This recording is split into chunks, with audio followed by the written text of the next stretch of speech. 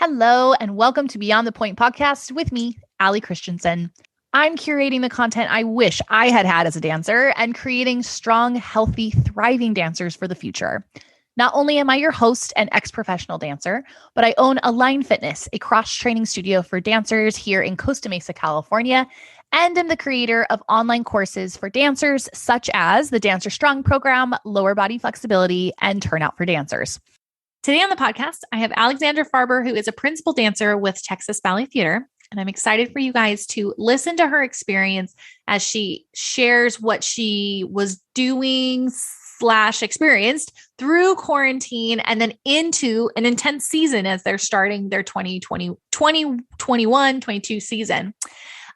This is exactly what I would hope for every dancer, no matter your level or your professionalism.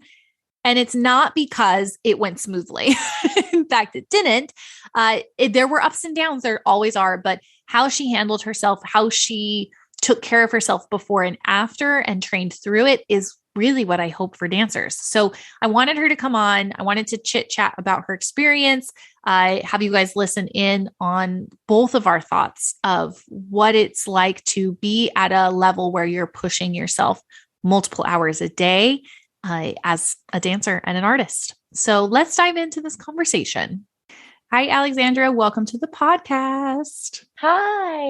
It's good to be here. Thank you for having me. I'm so excited to have you here. Oh my gosh. We got to talking a couple weeks ago just about everything you've kind of been doing and going through in the last couple years, really. And I felt like, oh, I want this to be recorded. Yay. So here we are. Could you give everyone a little intro to who you are, what you're doing currently, what your training looks like? My name is Alexandra Farber, and I am a principal dancer at Texas Ballet Theater. I've been there for 10 years. This is my 10th season. That's amazing. Although it's like hard to keep track because the COVID year, I'm like, wait, does that count? Is this still 9? Like, what's happening? 9.5, maybe. Yeah. But I've been dancing for 11 years and I trained at Maryland Youth Ballet and they were all amazing there. And then right out of high school, went to Houston Ballet too. And then the year after that came up here and I've been here ever since. And I do a lot of other things, not related to dance or, everything's kind of related to each other, but, I got my bachelor's in psychology. I graduated in 2020. Wow. Yeah. Thank you. That up during quarantine. Yeah. I mean, it was crazy to feel like by the time we are out of this, because it was the very beginning of quarantine. I was sort of in my last classes. I was like, I will have my degree. That's wild. And that has been fun, returning to dance and not having to come home and like cram and do everything. Oh yeah. Not that I didn't I enjoyed it, but nice to have a little break now for sure. You can enjoy something for a short period of time and be very grateful that it's over.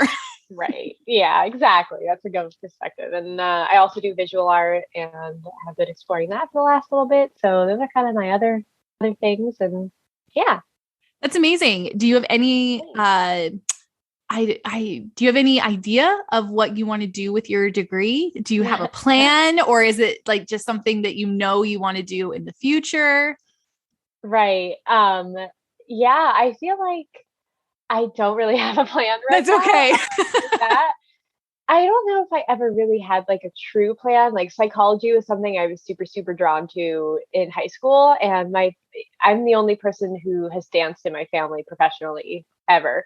So when I first started doing this, my parents were like, what is that about? And, both my parents were very, very big on the higher education thing, which I think is great. But they were just sort of like, but you go to college. And then as we explored it, like going the dance route, some people go and get their BFA, but it's not so much of the professional dance world is sort of like what you look like that day. So we were all sort of like, okay, well, you're going to apply to college and audition. Like, we don't know what's going to happen yet. And then when I got my HB2 contract, I also got into my top choice college, which is Bryn Mawr in Pennsylvania. Mm-hmm. Shout out to them. And they were like, well, what if you don't like this dance thing? You got to defer. So like we held on to the school stuff for a long time. And, when I was 18, like psychology was super interesting. So then my parents were like, okay, you're serious about this dancing. You got to do online school. which I was so down to do. Well, maybe not at the time. I'm grateful now. Yeah. At the time, I was like, nah, I don't know if I want to do school, whatever. But you know, so I just kept going with the psychology thing. But as I got about halfway through my degree, which yes, I did take 8 years to finish a bachelor's, but when you're working full time, like it's fine. There are many ways to do something. Right. And what Yeah. is I was reading that the average like committed full-time student still takes like 5 years to get Yeah. through I mean, school. yeah, So four or five. It depends. I've heard some people take like 6 years because they just want to, which I totally get. Like, I had a lot of time to just take random electives and like get credits and certain things that I could still get my degree in psychology. But anyway, long story short, it was such a long journey that, earlier in the journey, I was like, oh, maybe I'd want to go into the psychology field, which usually ends up requiring a master's later on. But then halfway through, I was sort of like, what do I want to do after dance now that I turned 24, 25 and was like, okay, like, you start thinking about like what I want to do after that. And I was like, I don't know, but I know I want to finish this and like have a bachelor's. So yeah, at the end of my degree, the program that I did, a University of Maryland Global Campus, they had this really great thing at the end. You didn't really write a thesis as much as you wrote like sort of your next step plan. And they were like, do you plan to go to graduate school? Do you plan to enter the workforce? So it was sort of an interesting thing to get to, have this project where I had to sort of decide. But mhm. there's a couple of fields that I'm interested in going into, maybe elementary education or nursing. But I don't really see myself going back for like a full, I see myself maybe going back more for like specialized schooling. But I'm really also into the art and choreography world. Like, I've started dipping my toes into that. And so not really too sure. I thought this year I started throwing around like, what if I go back and get a master's in art?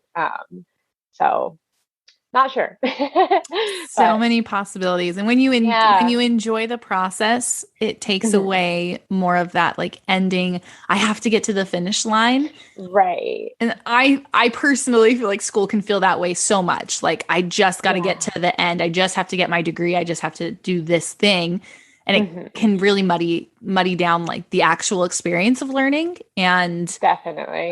if you can be in the moment, enjoy the classes you're taking as much as you can during the time, then whatever time you spend in school, however long that is or short that is, I think it's much more enjoyable. And I feel like I get more out of it than if I'm like, oh, I just have to take this class and get to the end of the road Right. here.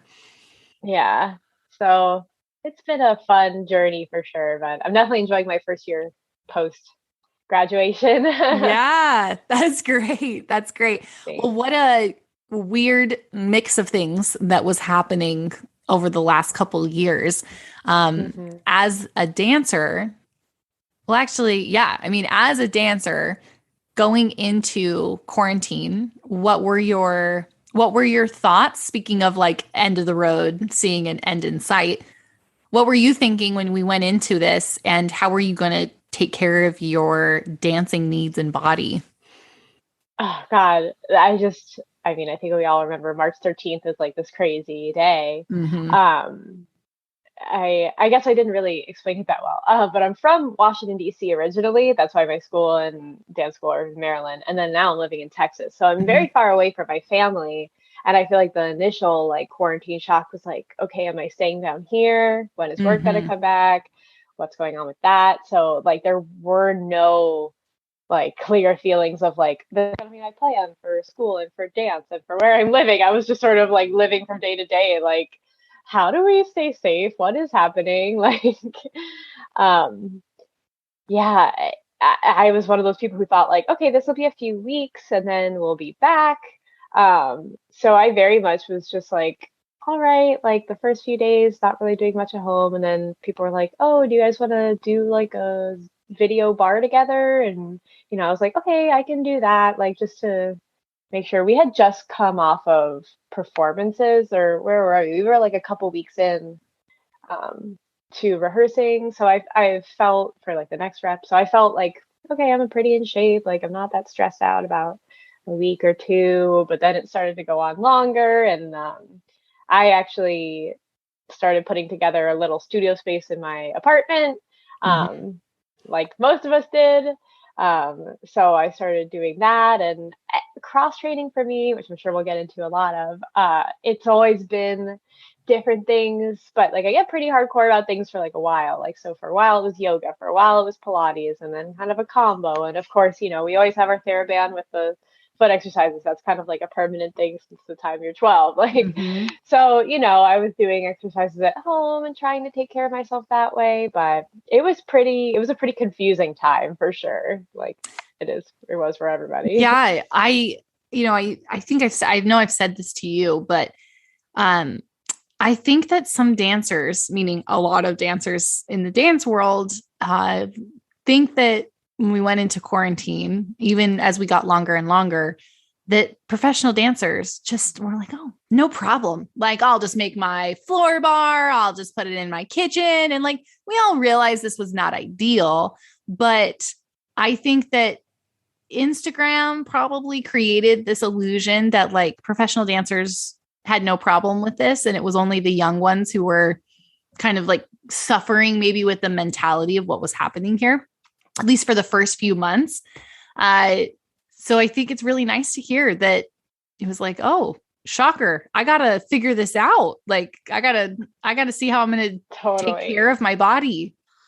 Yeah. I mean, I think that it was like, I definitely sympathized a lot for younger dancers at the time, because I remember the one comfort that I did have was like, okay, well, I have my job. Although that wasn't always there too. I was like, what's going to happen to the company the longer we went on? When we knew we had to cancel Nutcracker last year, like I was like, oh God, that started to become scarier. But yeah, I mean, I do a lot of artistic shoots and modeling and stuff. So like my Instagram was like, I was constantly putting out imagery that like everyone was like, you're in shape, you're fine, and I was like, no, I'm not. This is old.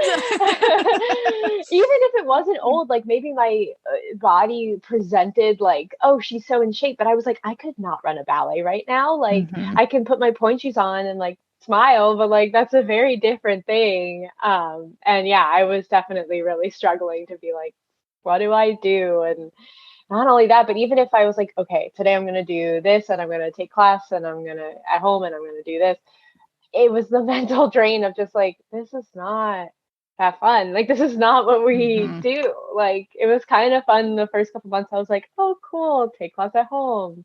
Like, after you're done, just go pop in the shower, go about your day. Like, there were some fun things to it at first, but as it dragged on, like, oh, it got really, really draining. Yeah. Well, you have such a good point with like your own Instagram and probably the comments you were getting about like, oh, look, you're so in shape, or looks so good. Quarantine's agreeing with you. Right. Especially from my fellow dancers. Like they were all like, oh, you're fine. I was like, no, like I'm in the same boat as you. Yeah. If I soda shot right now, I'm gonna break in half. Like, oh my gosh. Yes. The idea, I think that we really paint a dancer's body based on the shape that can be made in a picture of time. And I would say especially over the last couple of years, because live performance has not been a thing. I know I haven't made it back into the theater yet to see anything. So, it's been over 2 years since I've seen something in person. Right. But we relied so much on social media, Instagram, whatever else, so TikTok, to give you some dance, and grateful for it. But I can also see how this you can still, you're a professional dancer. You can put your leg in an arabesque if I asked you till the day you die, but does it feel right? Do that right now. Yeah. I'm just kidding. Except right now, because it's Saturday morning. My body is off. Is this a test? Yeah. No, but I think one of the things that's happened with Instagram, but also just dance in general, is that we try so hard to create a line that's aesthetically pleasing for a picture in time. And without that theater side of it, without seeing it live, that takes away from this. But the way your body feels, the way you're able to create lines is from the inside out. And I know that we know that, but I think we get really caught up on like trying to mold our exterior into a shape that it looks like everyone else's instead of creating it until, so you know that that's the thing you need. And that's what was missing during all this time. Or when you have people telling you, wow, you look amazing, like you look totally in shape. It's like, well, I don't feel in shape. And I think that people tie, especially with dancers, our body shape, whether you have more muscle, more fat, less fat, in with that quote in shape. But that's only a tiny, tiny piece of the puzzle. Most of it is how your body moves and feels and can create the lines healthfully, safely, and in a restriction-free way. Totally. And I think it's like, I didn't really think about it like that before, but like a younger generation that's coming up with looking at Instagram and like the constant bombardment of like, this is fine.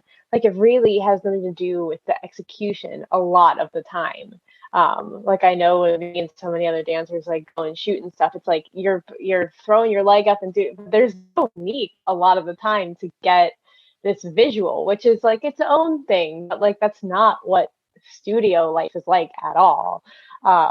They're totally different things. And like I can think about when I was growing up, like, oh, Instagram didn't really exist until like I already at graduation level. And like, so I would look at books of like famous dancers, but it was often of them on stage. So it was a much better representation of what our technique and like what our strength building is getting us than this like crazy wackadoo. Like, you might see a picture of someone and they're in this like amazing, beautiful position, but like, can they do a full class? Like, I think about that all the time. I'm like, that's probably giving them a lot of weakness in their lower back, and like been there, done that. Like, that's not very helpful. Like, yeah, I'm like, that is not going to serve you at all. Oh my gosh. Looks cool though. Absolutely. I know it looks cool. And right. I think we get more and more into the extreme look of poses.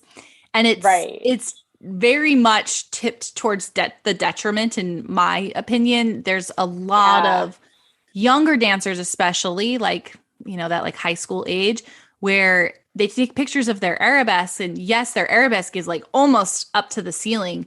But I'm like, there is no world that this is correct technique. And if you can get your leg that high, fantastic. But that's a trick. That's not an arabesque, in my opinion. And it's fine to have that, because our bodies, or dance demands so much of our bodies now, way more than when I was dancing. So being able to get your leg into that crazy wackadoo position is helpful in some way, I know, but that is not an arabesque. I'm thinking of very specific things, of course, but I think we've tipped the scale sometimes, where bigger is better, but it's not technique. And that mix is what I'm imagining you getting those comments about, of like, wow, you look like you're still so in shape. And you're like, well, but don't ask me to do a bar. Like, I can't do it.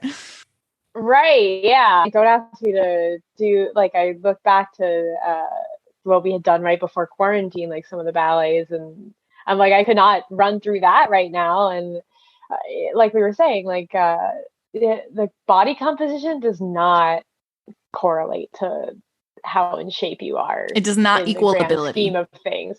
Right. Yeah. Like, or the number on the scale. Like, I very seldom step on scales because I just think that they're baloney most of the time. Good for you. Like you know your body and like what you can do, and it doesn't always relate to that. And I was having a conversation with another professional dancer, and she was saying that she was recently told to lose weight since quarantine, and I was kind of heartbroken because like she did gain weight, but like we all did. Like there was a fantastic article in the New York Times. I wish I could remember the author right now.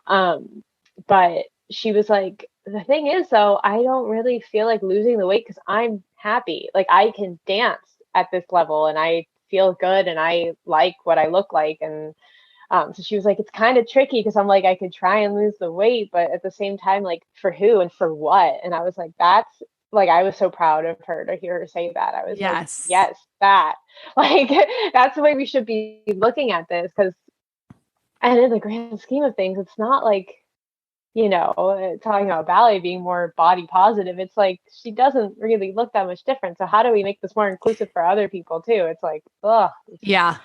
There's a lot of work that needs to be done there in the dance world.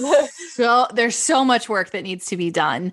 Yeah. That's so many conversations. But one thing I've really been thinking about as of the late is how we have trained our ballet eye or our dancer eye to see perfection in a certain body type. And it is a skill. It really is a skill to be able to see technical perfection in body types you're not used to seeing. And we, as a dance society, have taught people to see the good in not only like being skinny, but also, oh, it's only a good arabesque if you have a toothpick thigh or whatever it is. But right. being in the field I'm in, where now it's trying to use strength and technique to correctly move your body and having to understand what happens in the hip when the leg lifts into an arabesque. What am I looking for? Not like how high is the leg? Is the leg straight? Is it turned out? It's so much deeper than that. I'm looking for certain very small things to happen so that I can tell that the hip is working correctly. And when you see that, it's like, that's an arabesque. And I know not everyone's going to have that knowledge, but if I put two people side by side, or if I had the before and after, you would be able to point out the correct one if I used the same body. But if I put stereotypical ballet with the not stereotypical, you probably would not be able to pick out which one was more technically correct because our eyes are trained in a certain way. So that's work. I don't have the answer is to learn more and to learn more about your body. I think that it starts with each person knowing their body, knowing how to move, what it feels like, what's actually correct, as opposed to what's just creating a space, a shape in space. But anyways, that's been a big thought on my mind. And that comes to your friend, it's like, she feels that she is more technically correct or advanced or can dance and express everything that's being asked of her because she's happy because her body's doing what it's asked. So we have a lot of work to do there. So as you went through quarantine, I think that this is where I met you, and we started working together. And when we've recently come back together and talked about like what happened as you came into this season, can you share with everyone a little bit what happened when we started working together? What happened when you got back into the studio and you messaged me like, oh my gosh, it's not going the way I thought it would. So I think we met, or I found the program almost exactly a year ago now. It must have been November 2020, I think. I was just reaching that like 6-month burnout of like, okay, we're working out at home a lot. And like, I was doing Pilates from home, but I was used to going to work with my instructor with equipment and like hands-on and stuff. So I was just like, oh, like something's missing, and was just sort of hunting around the internet for like, what can I do? And then I found your program and it seemed like the perfect solution. I was like, I really want something that's more dance focused, since I can't get in the studio and be there for 6 hours a day. Like, I need something that's not just good for strength building. Not that I didn't love my Pilates, which I kept doing like side by side and all the time. But I was like, this seems like the perfect thing. So I started the program, and I love that each month was like based, like, circled around something specific. And I was like, wow, what a great time to like slow down and look at my technique. And it definitely introduced like something fresh and new after all this burnout from just being like, how do I be in shape? I was like, okay, like, yeah, this is a great relearning time. And there's so many little habits that I would love to go back and reprogram. And so I started the program, and I got to, month 10. And so I only had 2 months left in the program, and that's sort of where things start to wrap up and stuff. And I was like, okay, this is perfect timing, because I'm about to start our new season, our first real season, this 21-22 season.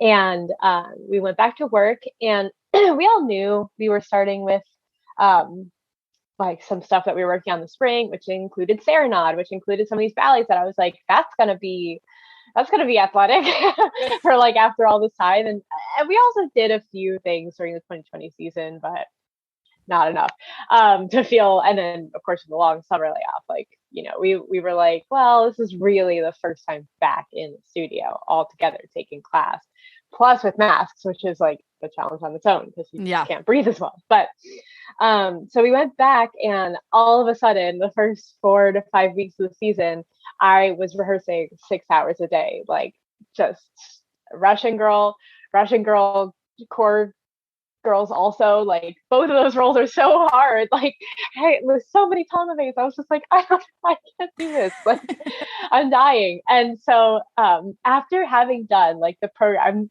I mean, like most dancers, like such a completionist, like just want to check my boxes, do everything right.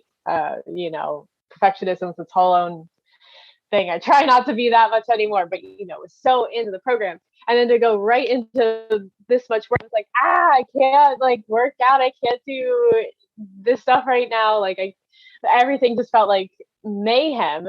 And then luckily came out of it, and we got to meet up, you know, a week or two ago. Things have definitely smoothed out, and I found the right thing. But the thing, especially after those 4 or 5 weeks of just so much intense work, like 30 plus hours a week, I was like, oh my God, I not only survived, but I'm like, I came back and I was able to do everything. Like as much as it seemed like so impossible, like I got through every day. And the best part was I did not feel even a little bit of injury come on, which is, I know every dancer is different with different kind of injuries, but I have always in the past struggled with, after a long layoff or after a break, coming back and immediately facing some kind of re-injury or something. Not because I wasn't training at all. Like I would take class, I would do stuff, but to go from that small level of work to that large scale level of work that you can't really, you know, prepare for in any other way, but just being in the studio 6 hours a day, which you just can't do when you're, you know, on layoff. I usually see some kind of injury, and it was like, oh my God, for the first time that did not happen. And I really think so much doing that 10 months of going back and little building blocks and building that strength from the inside out, I was able to work in a way that protected me, even though it was like madness compared to what I have been, you know, doing for the last, like 18 months, like, oh, you know, so yeah, that was my experience going back. And luckily now we've come, you know, we got through that hurdle. We've moved on to Nutcracker, which, believe it or not, is like easier to rehearse at this moment just because it's a little less busy. And well, 10 years of Nutcrackers. Right. Yeah, that too. I think you know, including my training years, last year was the first year of the 17 years that I hadn't done Nutcracker. And I was like, wow, that's wild. Yeah. Was that a relief? Like, yeah, obviously, you know, you want your show to go, but were you like, okay, I'll just take this Nutcracker break? Or was it sad that you weren't doing Nutcracker? I think we thought that was going to be our return after the first initial pandemic issues. So I think the hardship there was just like, I'm not going to get to perform on a stage. Yeah. It's definitely like fun and nostalgic to come back to Nutcracker this year, but like there's also, you know, like our casting this year is a little bit reduced because we have less dancers. Like, you know, our roster was affected by the pandemic stuff. So I remember when we first started getting casting, I was like, I wouldn't mind not doing like Sugar this year if it gave an opportunity to somebody else, because usually Nutcrackers are opportunities for, you know, people who aren't necessarily always doing principal roles to get to do some of these principal roles. And I was sort of like, I don't need to do Sugar, like you can give it to somebody else if you want. Yeah. I mean, I'm happy to be doing it, but at the same time, like, yeah, like Nutcracker. I've done it a lot, so yeah, like we all have. Well, that's amazing. And you know, so when I hear your experience of the comeback, I mean, first of all, that's exactly what I hope for every dancer, that you are doing the work so that when your load does increase, because it always will, it's going to ebb and flow, no matter who you are, what level of dancer you are, no matter what you're doing, you get breaks, you decide to take extra classes, you have more rehearsal, whatever it is. So the ebb and flow is going to be there, but you have to have the base and the solid, I call it your bank account. Like you have to have a savings of movements left so that you can take away from, meaning that when you do movements that build up your stability, build up your ability to move healthfully, you're adding money into your bank account or your movement bank account. And when you do something poorly, you're taking a deduction, you're taking money out of your bank account. And it's okay because we have that ebb and flow naturally. But when you start feeling pain or weak, you have gone below zero and you are robbing yourself. You are no longer above the green line here. So what you're describing is, in my terms, is a bank account that's very full and flourishing right now. You have lots of money for your movement. And when you went into your crazy season and that return, you absolutely took deductions. I'm sure there were compromises that made like, I'm just going to make it through this. And you did, but you didn't go below zero. So you didn't feel it in the same way that you had in other years. And that is what being an athlete, and that's what cross training's for. If that is exactly like a poster child right here. This is exactly why a dancer needs to cross train and needs to do it in a certain way. Actually, I don't want to say just a certain way, but with certain knowledge behind their movement, because I, as you said, this is not to knock anything you've done in the past, but you've done this many years in a row. And there was something different this time. And I'm going to bet that most of these movements were not new movements. It's not like you've never done a squat before, or you've never put yourself in a shin box position. You've done that before, but how you do something, the cues you use, the way you think about your body initiating movement is what makes the difference. It's not always the movement. So making small shifts has apparently allowed you to make your body more able for your career and hopefully for the rest of your life. But that's so exciting. 100%. I know, it's been really great. I think about when you mentioned squats, like I think they've been recommended to me before, but like I remember the first time.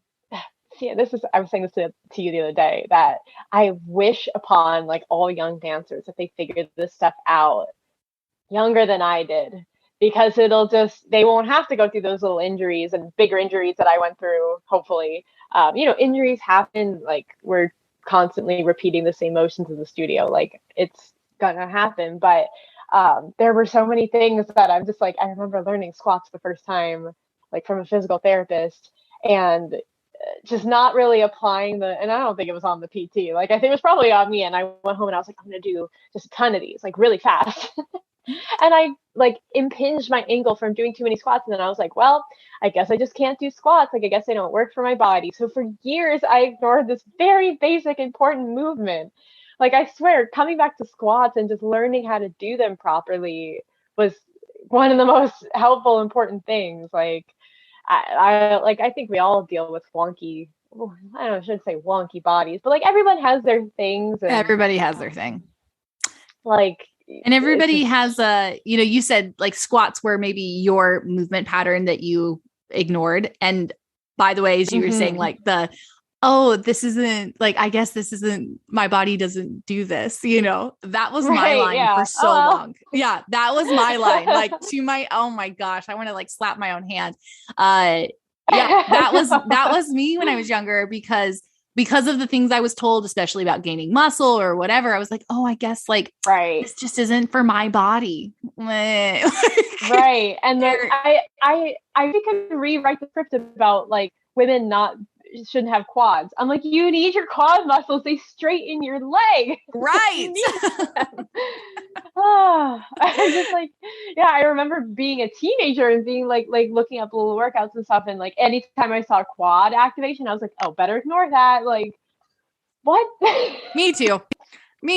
Luckily, we've both learned better. Yes. Oh my gosh, I know. It is crazy to think back to like your little self-talk that happens. But when when you're talking about your squat, I want to tie this into other motions, because something that we talk about in the Dancer Strong program, or whenever you work with me, is that there's 5 basic movements in the body, and everything you do, even in dance, can fall into one of those 5 motions. And we all have a movement or 2, or sometimes 3, that we ignore and we don't do. And that can happen because of injury. So your body naturally tries to avoid certain motions. That can be because of lifestyle. For dancers, that's not always the case, because we are bodies in so many different positions. But then 3 can be just plain stubbornness of like, no, I'm not going to do that. And that can come from your, hearing certain things about muscle activation or your ideas about your body. But for you, adding in that squat completed your circle, is what it sounds like, of those 5 motions. And everybody has that. And sometimes when we're looking at our body, we just need to look at what am I missing? Like, what am I not doing? And by adding in that motion, we're completing the chain of the body. Then we tie in how you do things, of course, makes the difference. But we all have that. So you said we all have wonky bodies. I completely agree. We all have bodies that that naturally are not doing something unless you make the choice to. And, you add that in. So are your colleagues, as they come back to the studio, are they getting injured? Luckily, most of my good friends in the studio, it seems like everyone kind of found things that help them out. I mean, I know we all struggled through that first couple of weeks. I definitely had a little bit more on my plate than some of my peers, so that's why I was like particularly super, super crazy.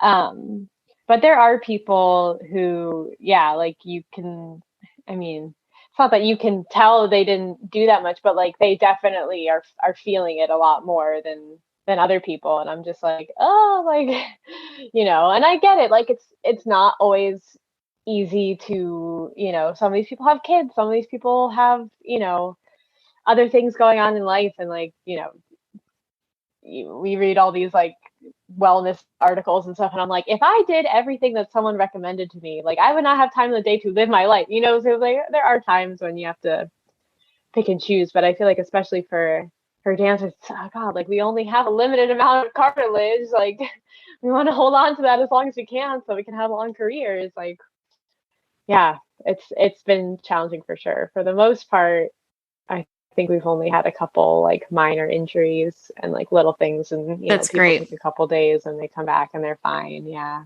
we have good PT and they're very pro on exercises. Like they're not just gonna like rub your foot and like let you go. They're like, okay, like we need to address what's going on with your ankle though. Like something's going on there. Like we need to prepare you. Yeah, we're really lucky for the PT team that we have. That's a good recognition. I mean, I would hope that a ballet company would have a PT like that. But for anyone that's looking at PTs, like, yes, there are styles of PT that are what I would call passive. Like they're doing things to you. And I know it feels good, but that's a very small right. I love a good calf massage. Like who doesn't love it? I mean, but that's why you go pay for a massage. No, but there's a very small window in an injury where passive care is necessary. And then after that, you have to be doing active care in order to return your body to full function, or as they like say in the athletic world, to play. And dance is exactly that. So if you're dealing with an injury and you start to realize maybe they're doing what you're doing, or the PT, or, this is not to blame a PT, but what are you doing to take care of your body? If it's ice and ibuprofen and massage and stem and rolling out, these are all very passive things. They're doing nothing to strengthen an area so that you don't re-injure, or so you can just get back to being painless. So I'm always so happy to have dancers tell me that their PTs are fantastic. That makes me our team really does great. Even on days where I'm just like, I just want the calf massage, they're like, okay, but can we talk about what's going on? Yeah, they're like, okay, but can we do some releves? I'm like, yeah, we'll do some, but can you just rub my calf for like a minute? Like they're really tight today. They're like, all right, well, Why don't we do 50-50? I'm like, Yeah. deal. Like, you rub, I'll talk. Yeah. I promise I'll do my exercises after. Yeah, totally. Oh, that's so great. So you guys are doing Nutcracker. What does your spring season look like? Our spring season is we have that mixed rep that's it's all three Tchaikovsky music pieces. That's by Serenades in there, and then a piece by our director Ben Stevenson, and then also our associate artistic director Tim O'Keefe has choreographed a piece as well. His is pretty killer. He'll be the first to admit he's like, oh, this is pretty hard. This is harder than I expected. Pretty hard. It kind of reminds me of like theme and variations, but like crazier. I love theme variations, but it's very classical. All three of the pieces are very classical. So, and classical technique is hard when you're doing a lot of it. So, and then we're finishing the season with Ben's Midsummer Night Dream, which we had barely started working on before quarantine. So I'm excited to get back to that. And it's hard having only 3 reps this year, but we just, with everything going on and budget and, we had to reduce. So, luckily, we're certainly not, nothing's too easy. So we feel like as a dancer, we're feeling fulfilled in like our athletic ability, certainly. Yeah. But oh, that's exciting. Well, if anyone is where is Texas Ballet Theater? Right. People are like, wait, where is that though? Because I'm like, yeah, it's not really in the name. So I work out of Fort Worth. Like our studios are in Fort Worth, Texas. But DFW, Dallas Fort Worth, is a big metroplex. So we perform in both cities, actually. So we perform in both Dallas and Fort Worth. But anyone in the area will probably know it's a stone's throw away. I know what you're talking about. But it is nice. Like, it very much reminds me of where I grew up, like with Washington and Baltimore. Like they kind of, I feel like it's closer than Washington and Baltimore because down here in Texas, we love our highways. So there's lots of options, but yes. Oh, I've been in Texas this year and I was like, what are all of these freeways? There are so many. My goodness. It took a lot of adjusting when I first moved down here because like growing up, it was like you get on the highway to go somewhere far away. Now I get on the highway just to go to work every day. I get on the highway to go to the grocery store. Like yeah, that's so true. That's so true. Well, if you're in the area, got to get some live theater in. That's amazing. Yay for a season. Where can everyone find you on Instagram? Because you do have a beautiful Instagram. So thank you. I'm doing a lot more choreography. So and working on that. I got to do a piece at the Modern Museum of Art in Fort Worth a couple weeks ago. So that was super special. So if you're interested in seeing some of that stuff, I'm at Farbie, Farbie, which is just a play off my last name. Oftentimes when I meet photographers and stuff, they're like, do you want me to call you Farbie? Do you want me to? I'm like, call me whatever you want. That name was given to me by a friend of mine in HB2, my friend Clara. I miss her dearly, but she was just like, I'm just going to call you Farbie, like Barbie. And I was like, I love that. Okay. So, anyway, that's where you can find me. And I also I keep my visual art and my choreography projects. I have a website. It's just alexandrafarber.com. So if you want to check that out, that's awesome. And wonderful. Wonderful. And I will link that all in the description so everyone can find it so easily. Thank you. Thank you so much for spending your Saturday morning talking to me. Yeah, this was so nice. So fun. Thank you so much. Thank you all for listening. This was a great conversation. So fun to talk with Alexandra. If you guys liked the episode, please feel free to leave us a review. We love those reviews. And also submit your comment. I want to know what you guys want to hear more of in the podcast. If you have people you'd like to hear from, specific people, if you have ideas of genres of information you'd like, please feel free to submit. You can either do that on Instagram at Align Fitness by Ali, or if you go onto my website, which is also alignfitnessbyali.com, there's a contact page, and let me know you heard the podcast and this is who you'd like to hear or the topic you'd like to discuss. I'm really excited for 2022 with the podcast. I feel like we're in an exciting time in dance where, like Alexandra said, things are changing. We are viewing things differently. We're looking at bodies and artistic selves and the demand on dancers differently. And I'm really excited to be talking with more and more people in this coming season. So I will see you all next time, right back here on Beyond the Point.